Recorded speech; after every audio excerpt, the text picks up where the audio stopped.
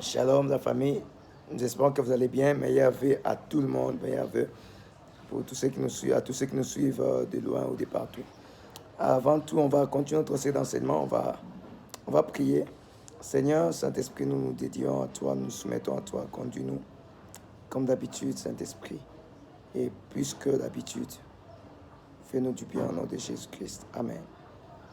Aujourd'hui, je vais briser un peu certains protocoles techniques parce que c'est vrai que je suis en train de faire cette vidéo moi-même seul. Parce que certaines vidéos, je le fais avec une personne qui m'aide. Et là, je le fais moi-même seul. Comprenez, acceptez ça comme ça. Parce que je dois évoluer avec cette série d'enseignements. Parce que les temps avancent, les temps pressent. Et aussi, si Dieu fait grâce, je comptais finir cet enseignement normalement avant les 31. Sinon, bon, je ne sais pas, je ne saurais pas finir ça avant les 31. Mais je vais me lancer dans les directs dans très peu de temps pour faire des longues vidéos, même d'une heure, afin d'évoluer et d'avancer avec l'enseignement. Je vais lire un passage. Je crois la fois passée, on a partagé sur comment interpréter les songes par les trois vérités. J'ai dit, les songes ne s'interprètent pas par une image, mais dans son ensemble. La compréhension des songes est dans les contextes. Tous les éléments dans un songe contribuent à la compréhension. Au lieu de donner seulement une image ou un élément, comme certaines personnes aiment le faire, ils viennent avec une image pour demander telle image veut dire quoi. Mais alors, au lieu de donner le son dans sa totalité. Et ce qui fait que on peut leur donner l'image, la signification de l'image, mais ce n'est pas ça la compréhension des songes dans sa totalité, dans sa généralité. Sinon, s'il faut suivre cet enseignement, allez voir la vidéo précédente et vous allez voir ça, vous allez comprendre les trois vérités qui vont enlever certaines ambiguïtés dans votre tête sur les songes. Il y a quelque chose que je voulais ajouter aujourd'hui. Bon, je vais d'abord lire un passage, c'est Daniel chapitre 7, verset 1er. On a lu ça l'autre fois. Bon, je pourrais ajouter le verset 2. Bon, toutefois, le verset 2, je vais voir. La Bible dit ceci. La première année de Belshazzar, roi de Babylone, Daniel eut un songe et des visions de son esprit. Et juste pour signaler une chose, une vérité aussi, que pendant le sommeil, on n'a pas seulement des songes, on a aussi des visions nocturnes, on a aussi des visions. C'est que Job dit, Dieu nous parle cependant tantôt du matin, tantôt il parle comme nous sommes plongés dans un profond sommeil et il ne parle pas des visions nocturnes. On a aussi des visions nocturnes pendant la nuit. Il n'y a pas que des songes. Bon, on va expliquer ça, qu'on parlera des dons spirituels et des songes. On va expliquer cette différence là-dessus.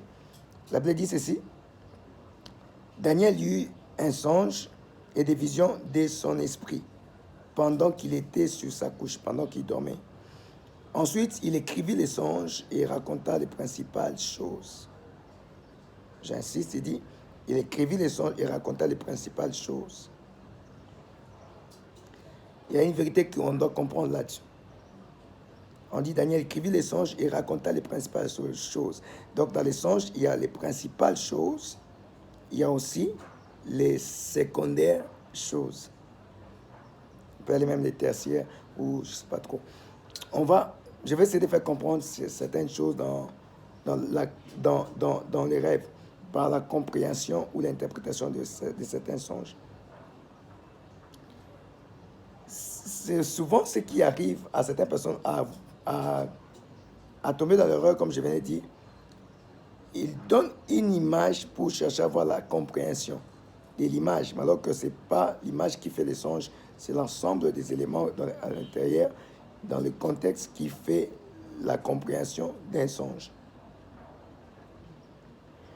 On a des images principales, on a des images secondaires, on a des images, d'autres images aussi. Et ce qui arrive que les images principales, c'est vrai, ça cache beaucoup, ça a un grand sens. Mais les images secondaires dans les rêves contribuent à la compréhension. Il y a dernièrement, je partageais sur les pertes des songes. Je partageais sur les pertes des songes. J'avais oublié de signifier ou de signaler un élément. Dans les songes, on a des pertes. Quand on se réveille, on a des fois des pertes totales on a une perte aussi partielle. On a une perte totale et une perte partielle des songes. La perte totale, c'est quoi?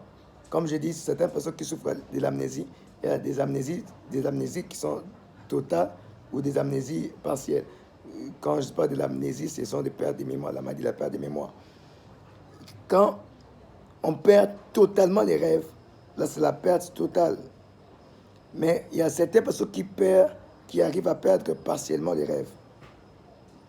Ils se réveillent, ils n'ont pas retenu totalement les rêves, mais ils ont retenu une petite portion juste de rêve. Souvent, ça inquiète. On peut se dire, ah, comment je n'ai pas pu retenir tout? C'est vrai, d'un côté, c'est mauvais aussi parce qu'il faut avoir tout. Mais d'un autre côté aussi, c'est pas aussi mauvais. Je voulais enlever certaines inquiétudes dans la tête de certaines personnes. Je vous dis une vérité. Quand Dieu permet, si c'est un message qui vient de Dieu, quand Dieu permet que tu te réveilles et que tu retiens une portion des songes où tu ne retiens pas totalement, tu retiens seulement une petite partie, sache-le, considère, rends grâce à Dieu pour cette petite partie. Parce que cette partie-là, c'est ça, les messages que Dieu veut te donner. Vous voyez, quand je dis il y a des images principales, il y a des images secondaires dans les rêves, il y a aussi des images tertiaires, je peux même arriver même à ces points-là. Pourquoi je dis ça? Parce que souvent, certaines personnes, il m'est arrivé un temps, quand j'essaie d'interpréter les songes, énigmatiques surtout, parce qu'on a 3 songes, il y a des songes énigmatiques, non énigmatiques et à moitié énigmatiques. Suivez les vidéos précédentes, vous allez voir ça. J'avais eu la soif de vouloir décoder toute image que je vois dans les songes. Quelqu'un peut-être a vu un papillon, il a vu